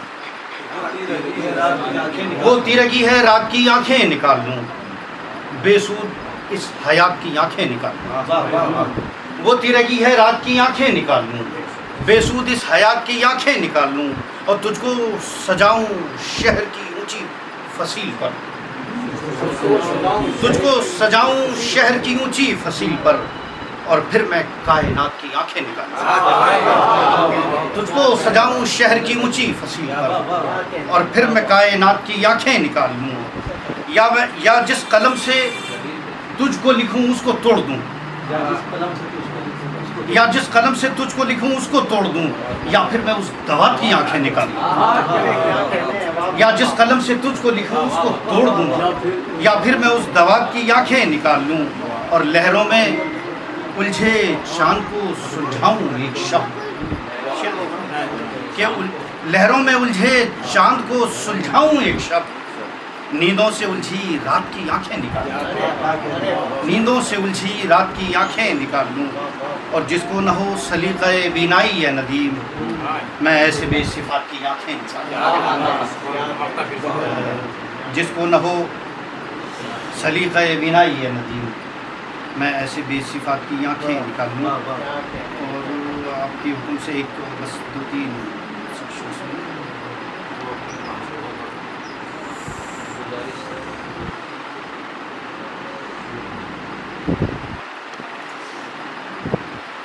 دیوبند میں یہ بھی ایک مسئلہ ہے کہ کون سی غزل سنائی ہے۔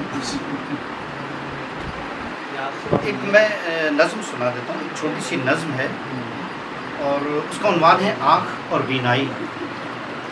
یہ ایک اصل میں ایک چھوٹی سی کلپ تھی 12 منٹ کی، اس میں ایک بچی پیدا ہوتی ہے نابینا، اور اس کا باپ اس کو اپنی آنکھیں دے دیتا ہے ایک وقت میں۔ تو ایک عمر تک بچی نے باپ کو نہیں دیکھا ہوتا ہے، اور جب باپ اپنی آنکھیں دے دیتا ہے تو اس باپ نے اپنی بچی کو، تو اس منظر کی میں نے اس منظر کو باندھا ہے، چھوٹی سی نظم ہے آنکھ اور بینائی، کہ روح کو جسم میں انڈیل دیا، روح کو جسم میں انڈیل دیا، لفظ پہنا دیے کتابوں، روح کو جسم میں انڈیل دیا، لفظ پہنا دیے کتابوں کو، دن نچھاور کیا ہے تاروں پر، رات کے منہ پہ مل دیا دن کو، رات کے منہ پہ مل دیا دن کو، خواب اپنا اتار کر میں نے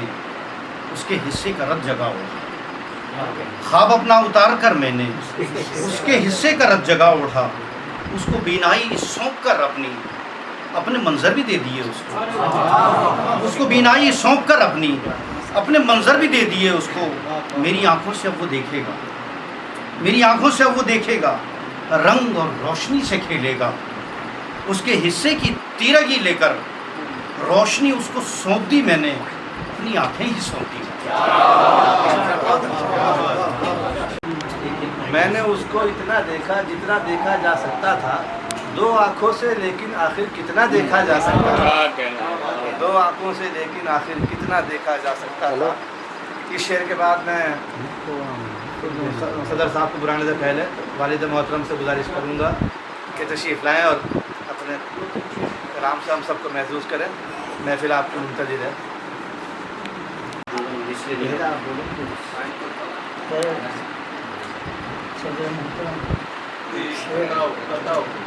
شعر پیش کرتا ہوں کہ کشکول اس کی آنکھوں کے ہیں نیند سے خالی،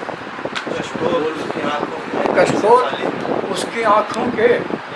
ہیں نیند سے خالی، شاید کسی کے خواب کا قاتل رہا ہے، کشکول اس کی آنکھوں کے ہیں نیند سے خالی، شاید کسی کے خواب کا قاتل رہا ہے وہ، بعد ایک شعر اور سنیے کہ سورج کو رات خواب میں دیکھا تو یہ ہوا، سورج کو رات خواب میں دیکھا تو یہ ہوا، تعبیر کی کتاب کے اوراق ٹوٹ گئے۔ سورج کو رات خواب میں دیکھا تو یہ ہوا، تعبیر کی کتاب کے اوراق جل گئے۔ سنیے کہ خواہشوں کے سب پرندے قید کر لیتا مگر، خواہشوں کے سب پرندے قید کر لیتا مگر، رات دن کی محنتوں کا جال چھوٹا پڑ گیا۔ خواہشوں کے سب پرندے قید کر لیتا مگر، رات دن کی محنتوں کا جال چھوٹا پڑ گیا۔ اور شیخ سنی جی بھائی کے اتفاقاً مسکرانے کی سزا ایسی ملی، اتفاقاً مسکرانے کی سزا ایسی ملی، آنسوؤں کے واسطے رومال چھوٹا پڑ گیا، آنسوؤں کے واسطے رومال چھوٹا پڑ گیا۔ اور کافی بھی بات چاہوں گا، رات دن کی محنتوں کا جال چھوٹا پڑ گیا۔ اور کافیہ سنیے کہ میرے اندر عالمی غم کی ایک ایسی بھیڑ ہے، میرے اندر عالمی غم کی ایک ایسی بھیڑ ہے، دل جسے کہتے ہیں وہ پنڈال چھوٹا پڑ گیا۔ میرے اندر عالمی غم کی ایک ایسی بھیڑ ہے، دل جسے کہتے ہیں وہ پنڈال چھوٹا پڑ گیا۔ اور صدر محترم بھائی ندیم صاحب شعر آپ نے سنیے کہ اس لیے رد کر دیا اس نے عدالت کا خیال، اس لیے رد کر دیا اس نے عیادت کا خیال، درد جب میں نے لکھا تو دال چھوٹا پڑ گیا۔ اس لیے رد کر دیا اس نے عیادت کا خیال، درد جب میں نے لکھا تو دال چھوٹا پڑ گیا۔ وہی تو جاننے نہیں بھائی ہمارے بہت پیارا دوست، میں نے ایک غزل کہنے کی کوشش کی ایک منفرد انداز میں، جس میں بھائی ندیم مصرع اولیٰ کے بعد مصرع ثانی میں صرف ایک لفظ کا استعمال کیا اور وہی قافیہ۔ اب اس کو بحر میں لانے کے لیے 4 مرتبہ اس کی تکرار کی، تو مصرع اولیٰ کے بعد اکثر و بیشتر قافیہ وہ لفظ ذہن میں آ جاتا ہے سامنے، ماشاءاللہ۔ صرف اس بات کی داد چاہوں گا کہ جو مصرع مضمون کہا گیا وہ قافیہ اس کو قبول کر رہا ہے کہ نہیں، اس میں تضاد تو نہیں ہے، بس یہ خاص بات ہے۔ پڑھا جائے گا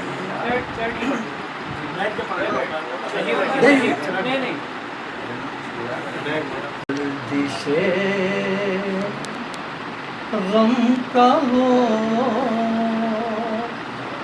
ختم ابو سلسلہ، گردش غم کا ہو ختم ابو سلسلہ، گردش غم کا ہو ختم ابو سلسلہ، ختم ابو سلسلہ۔ اے خدا اے خدا اے خدا اے خدا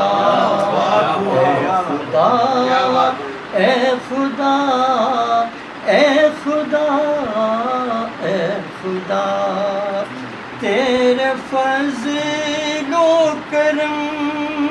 کی نہیں ہے کوئی، تیرے فضل و کرم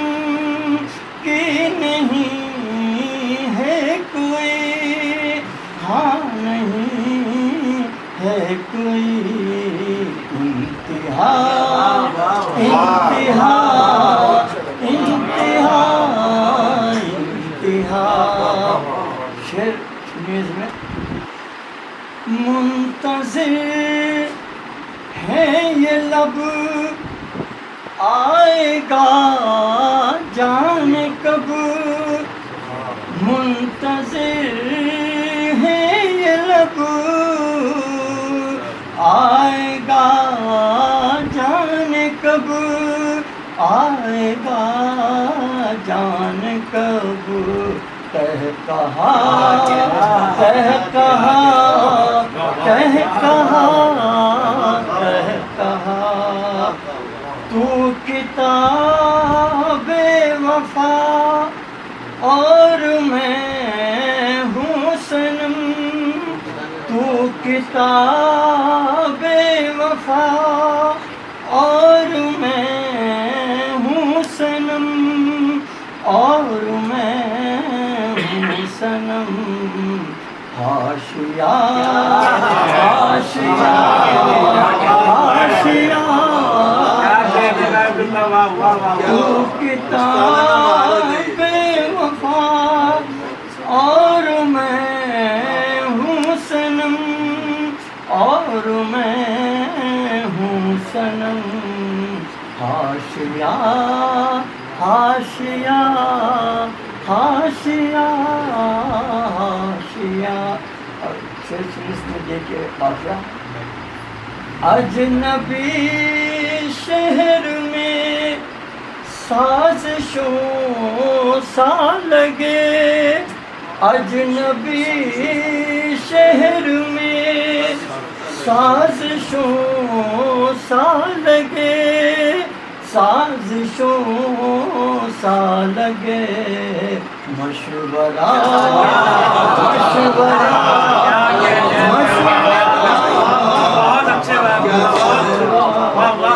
اجنبی شہر میں سازشوں سا لگے سازشوں سا لگے مشورہ مشورہ مشورہ مشورہ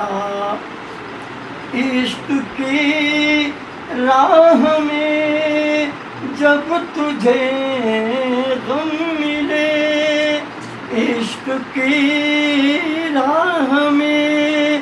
جب تجھے غم ملے جب تجھے غم ملے مسکرا مسکرا مسکرا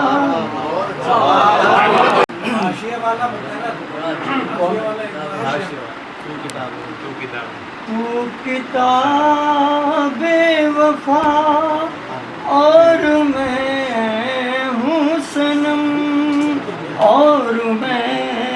ہوں صنم حاشیہ حاشیہ حاشیہ حاشیہ صاحب شعر اس میں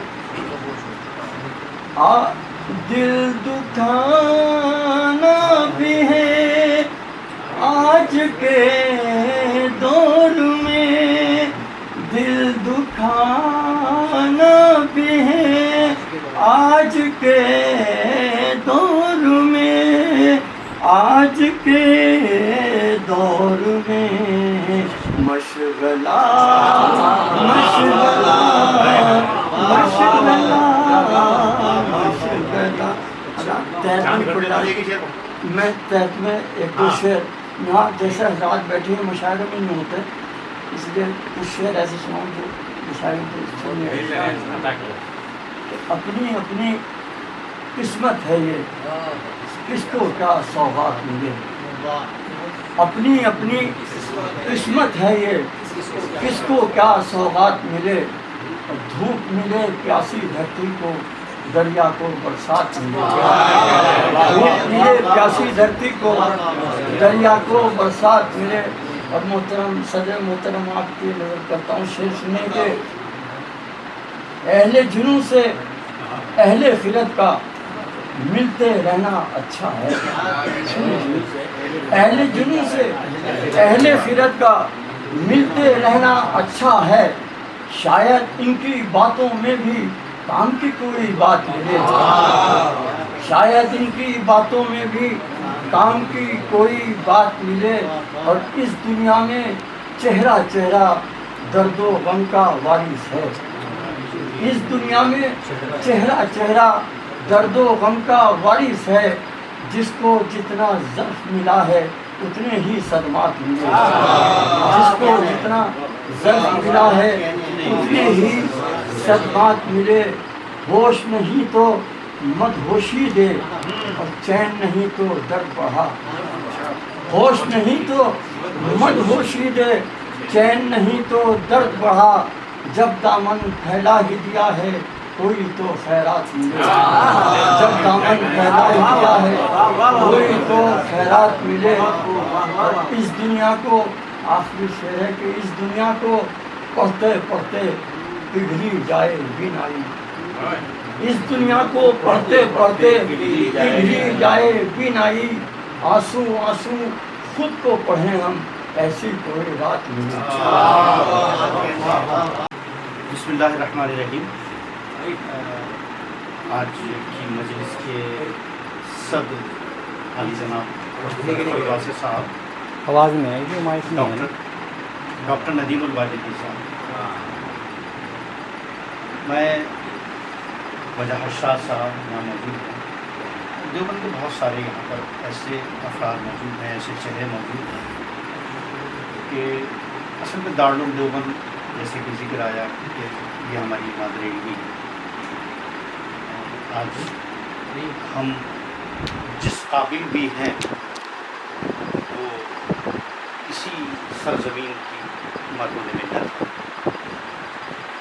ہم لوگ اپنے لباس یا اپنی زمینوں پر بہت زیادہ اتراتے نہیں ہیں، کیونکہ ہم نے اپنے لباس کو اپنی زمینوں کو یہاں کی سرزمین پر یہاں کی دھول سے اس کو ہم نے سرسبز کیا ہے۔ یقیناً یہ ایک ایسی سرزمین ہے، خاص طور سے میں جس جگہ کھڑا ہوں اس خان وادے سے بڑی میری پرانی یادیں وابستہ ہیں۔ مرحوم دانش بھائی کا جیسے ذکر آیا، مراد بھائی کا آیا، یہ وہ لوگ ہیں جن سے ہمارا تعلق رہا۔ مجھے خوشی ہے کہ ایک تقریباً 30 سال کے وقفے کے بعد تجدید تعلقات عبدالرحمن سیف کے ذریعے ہوئے، اور وہ کہ حوالہ یہ کتاب رہی ملاقات، بہرحال کچھ تو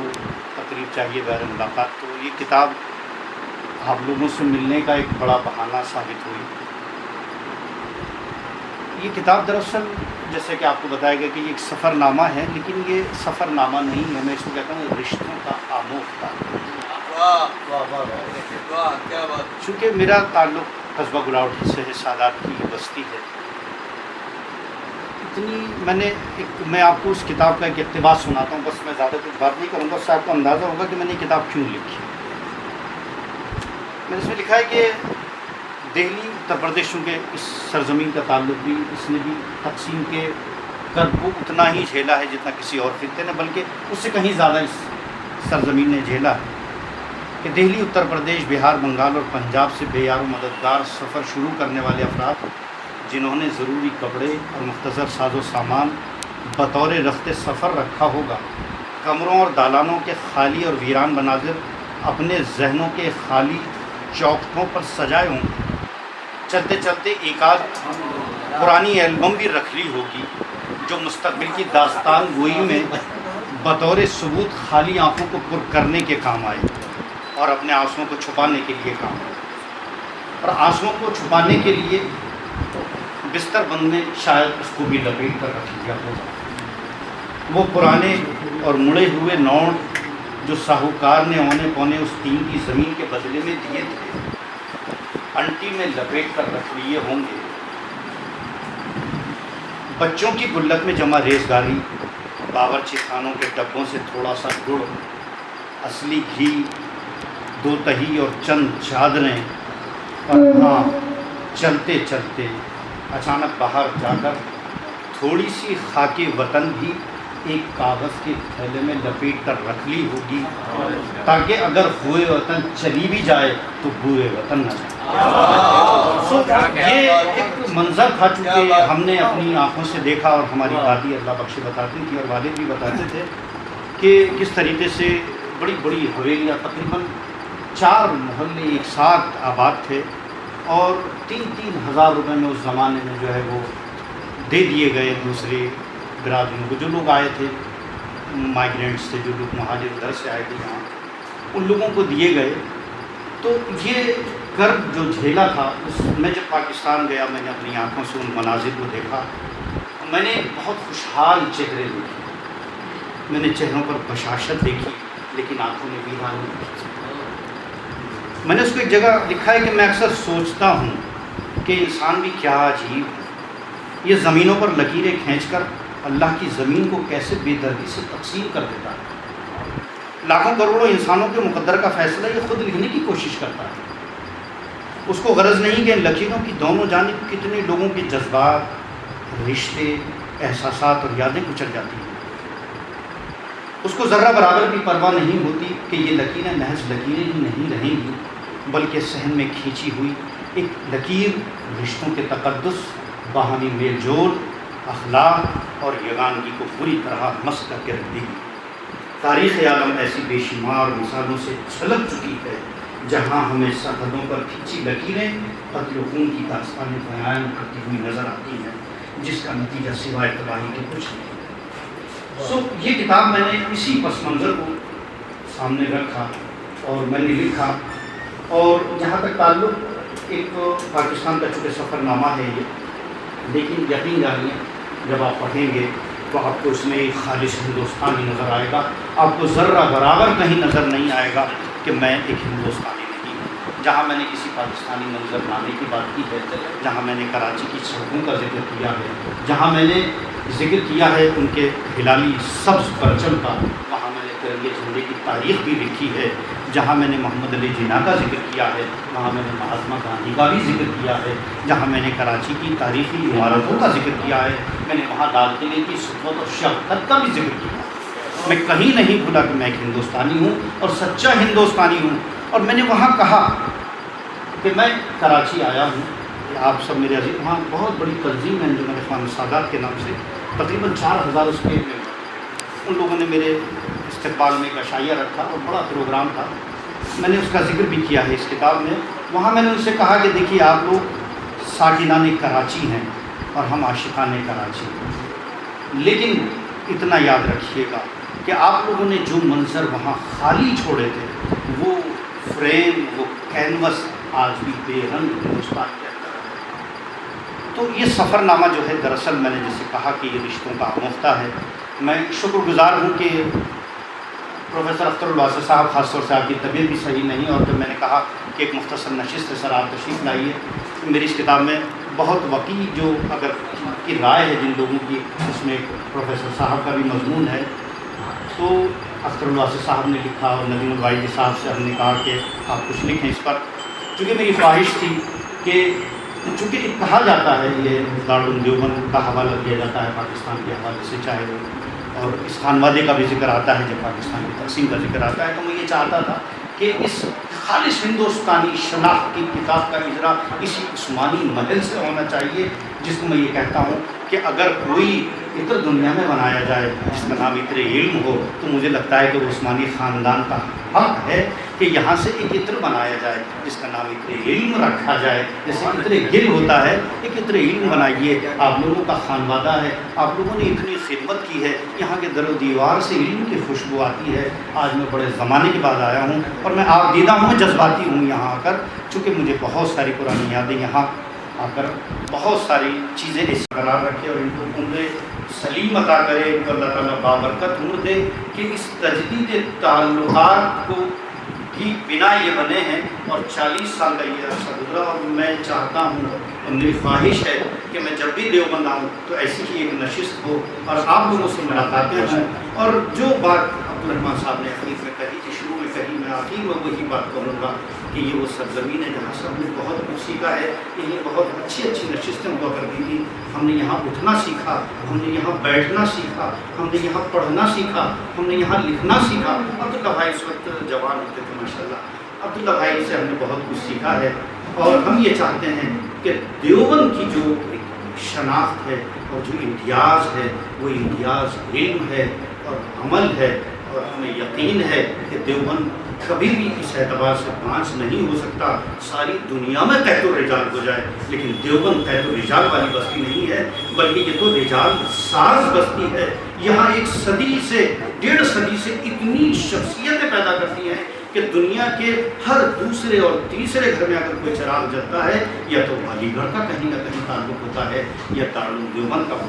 سب کا ہوتا ہے۔ میں اپنی بات کو اسی پر ختم کرتا ہوں، آپ سب کا شکریہ ادا کرتا ہوں۔ ایک ایک نام لے کر آپ سب کا، آپ میرے بڑے ہیں، آپ سب میرے بہت سارے دوست احباب ہیں یہاں پر، جن سے بڑی پرانی ملاقاتیں ہوئی، میں سب کا شکریہ ادا کرتا ہوں۔ اور اس دعا کے ساتھ کہ آپ ہمارے لیے دعا کیجیے، ہم آپ کے لیے دعا کرتے ہیں، ہمیں اللہ تعالیٰ ایسے لکھنے پڑھنے کی توفیق دے۔ اور آپ لوگوں نے جو یہاں میری تعریف کی ہے یہ آپ لوگوں کا حسن ظن ہے، اللہ تعالیٰ مجھے اس جیسا بنائے جیسا آپ نے میرے بارے میں کہا۔ اللہ تعالیٰ ہمیں اور آپ سب کو صحت و عافیت سے رکھے۔ ایک بار پھر میں شکریہ ادا کرتا ہوں عبداللہ رائی صاحب کا کہ آپ نے اپنے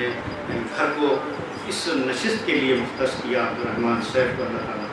کر دے ان کی عمر میں اور ان کے اہل و عیال میں، اور میں ان کا سب سے زیادہ شکر گزار ہوں کہ بہت اچھی کتاب چھاپی ہے۔ میں نے اپنے ایک دوست کو کتاب دی دہلی میں، انہوں نے کتاب لے کر ایک ہی تبصرہ کیا کہ میں نے اتنی اچھی اردو کی کتاب آج تک۔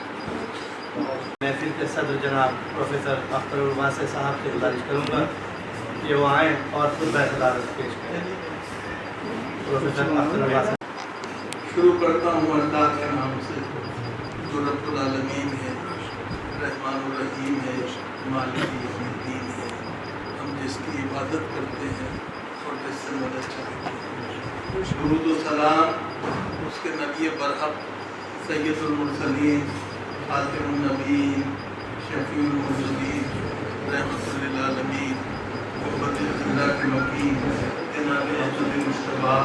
محمد مصطفیٰ صلی اللہ علیہ وسلم، ان کی آل و صحبہ۔ قابل صد احترام محترم ندیم الواجدی صاحب، محترم بجراج شاہ صاحب، عبداللہ رائی صاحب، بزرگوں کو السلام علیکم ورحمۃ اللہ وبرکاتہ۔ میں شکرگزار ہوں ندیم ماہر صاحب کا، جن کی برکت سے یہ سعادت کے حصے میں آئی کہ میں آج کی اس تقریب کا حصہ ہوں۔ مجھے اجازت دیجیے کہ میں وجاہت شاہ صاحب کی اس بات سے اتفاق نہ کروں کہ اس چھوٹی سی مجلس میں کیسے آ گیا۔ بنیادی طور پہ دارالعلوم دیوبند کی تاریخ جو ہے وہ تو ایک طالب علم اور ایک استاد سے شروع ہوتی ہے۔ چھتے والی مسجد 30 مئی 1866، اور میں جہاں کا پروردہ ہوں، اور بعد میں ندیم ماہر صاحب بھی جا گئے، علی گڑھ مسلم یونیورسٹی کہلاتی ہے، اس کا آغاز اور اس کا افتتاح جو ہے 5 طالب علم سے، اور وہ لیکن میں سرسید کا عاشق صادق اس لیے ہوں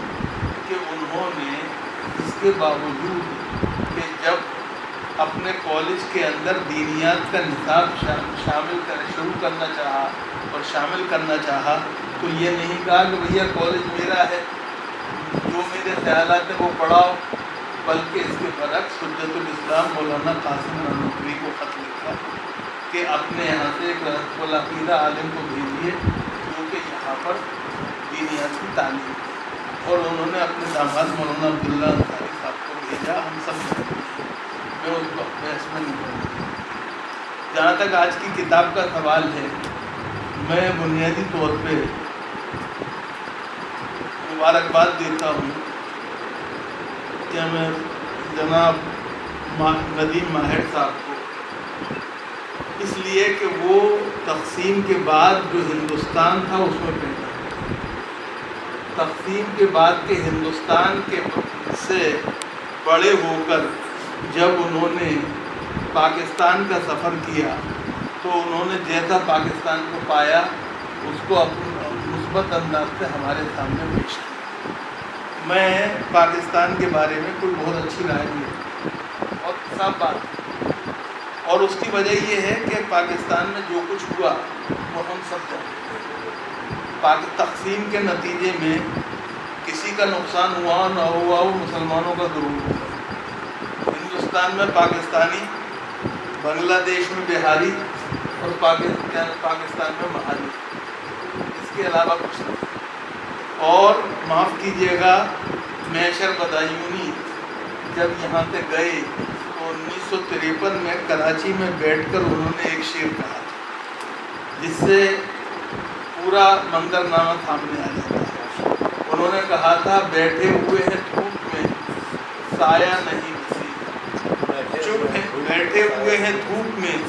سایہ نہیں نصیب، چپ ہے کہ بام و در کو خفا کر کے آئے۔ شکر ہے کہ بام و در کو خفا کر کے آئے۔ پاکستان کے مہاجروں کی جو نفسیات ہے، جو اپنے آپ کو مہاجر کہتے ہیں، معاف کیجیے، ترک وطن کو مہاجر کہنا کیا ہمیں صرف پاکستانیوں نے شیوا اپنا بنایا، اور اس میں علماء ہمارے شامل نہیں تھے۔ میں ایک بات بڑے حد سے، انہوں نے پاکستان کو جس طرح سے قبول کیا وہ ہم سب جانتے ہیں۔ عطا اللہ شاہ بخاری کا نام ہم نہیں بھول سکتے، وہ وہیں رہے، کہیں نہیں جی۔ لیکن جو بنیادی طور پہ ایک بات ہے، پاکستانی مہاجروں کی جو نفسیات ہے، اس کو اگر سمجھنا ہے تو وہ اس کتاب سے آپ نہیں سمجھ سکتے۔ میں ان کے سامنے کہہ رہا ہوں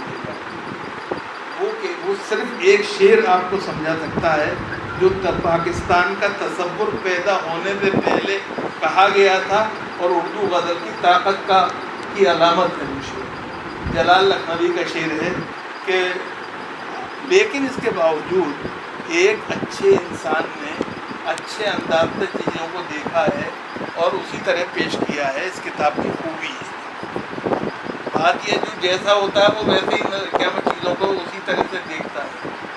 میں دوسری طرح دیکھ رہا ہوں، ندیم ماہر صاحب دوسری طرح دیکھ رہے ہیں۔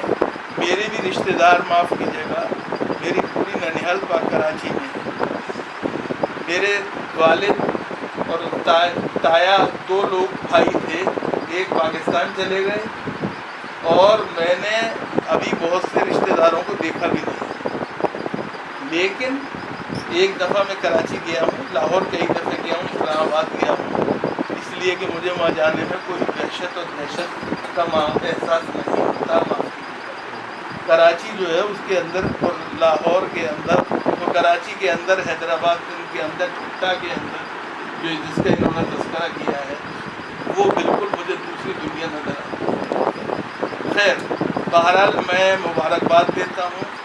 جہاں تک ندیم ماہر صاحب کا سوال ہے، یہ قلم کے دھنی بھی ہیں، اور قلم کے دھنی ہونے کے ساتھ ان کی خوبی یہ ہے کہ یہ نثر اور شعر دونوں کے اندر جو تباہ ازمائی کرتے ہیں وہ غیر معمولی اہمیت کی حامل ہے، اور اس کے لیے دارالعلوم دیوبند میں ان کی جو تربیت ہے وہ بڑے کام کی چیز ہے۔ مجھے سید بجاج شاہ صاحب جو کہ خود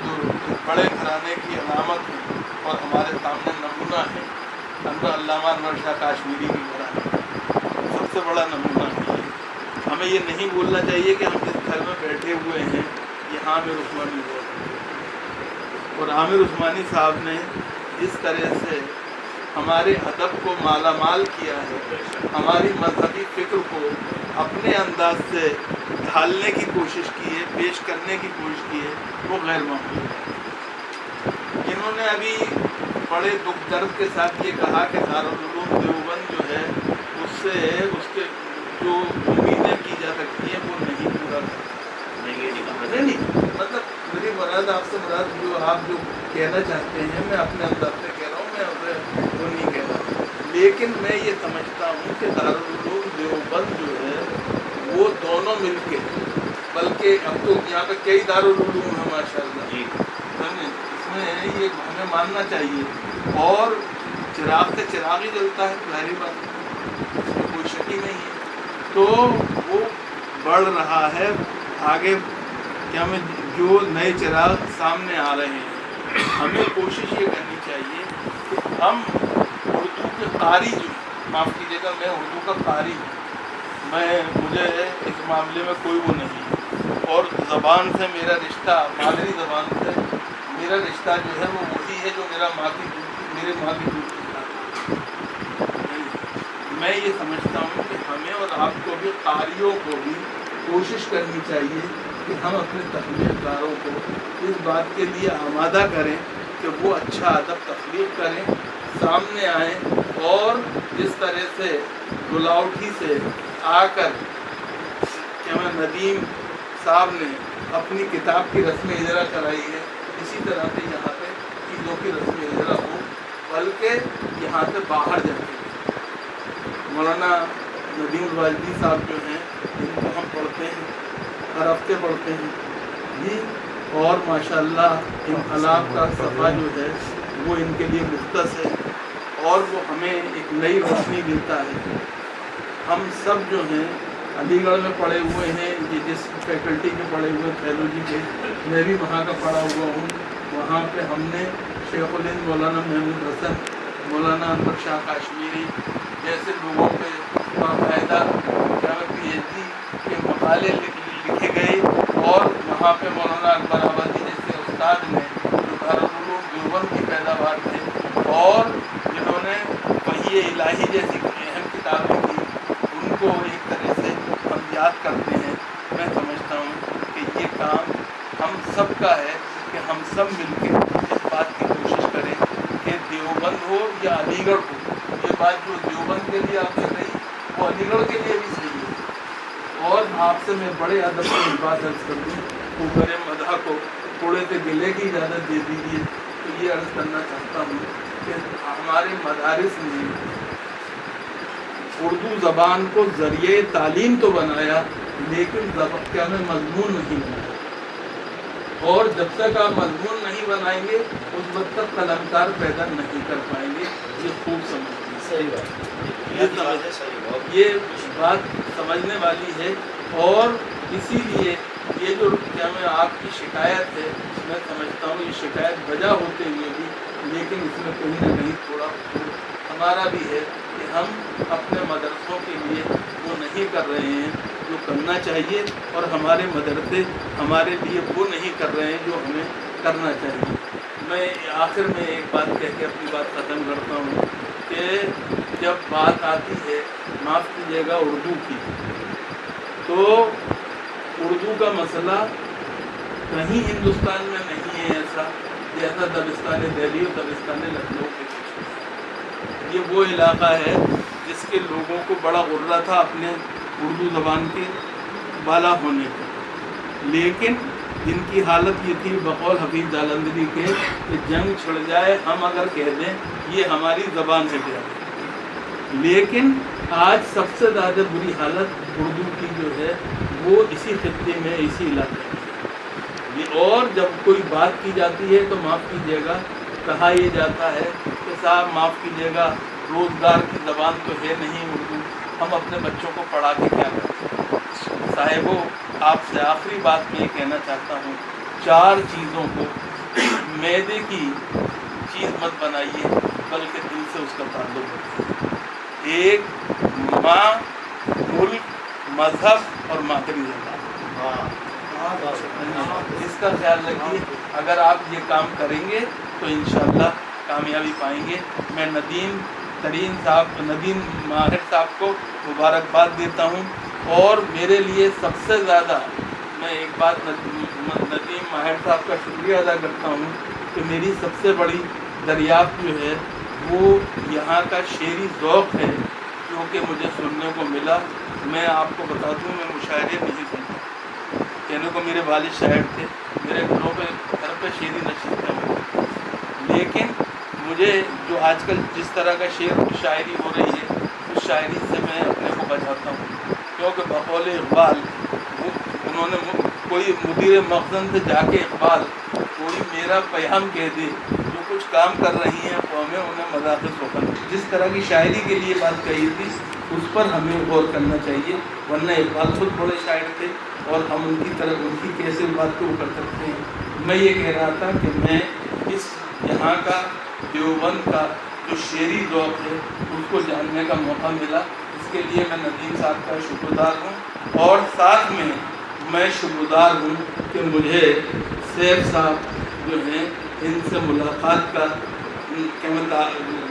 موقع ملا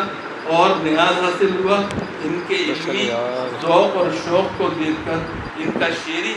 جو ایک طرح سے منہج ہے اس کو جان کر بے حد خوشی ہوئی. میں مبارکباد کرتا ہوں اور میں یہ بھی نہیں کہہ سکتا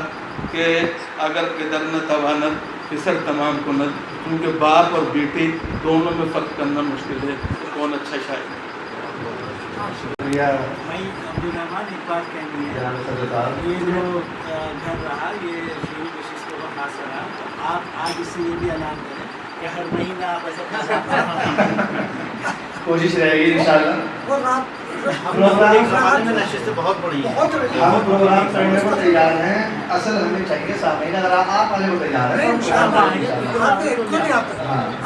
پروگرام انشاءاللہ کریں گے بالکل. اور اب تو جگہ نہیں بہت ہے، اللہ کا شکر ہے انشاءاللہ. بہرحال خیر پروفیسر صاحب اپنی بات کر رہے تھے اور بالکل صحیح کہہ رہے تھے. بس ایک بات ہے کہ میں بات ختم کرتا ہوں. کل بھی میرے پاس دارالعلوم کے طالب علم آئے تھے، دورہ حدیث میں وہ پڑھتے ہیں، تو اپنی بات بتا رہے تھے، مطالعے کی باتیں چل رہی تھی، اردو کی بات چل رہی تھی. تو انہوں نے بتایا کہ اردو کا یہ حال ہے ہمارے یہاں، جبکہ دارالعلوم تو خیر کہنے ہی کا ہے، ام المدارس ہے.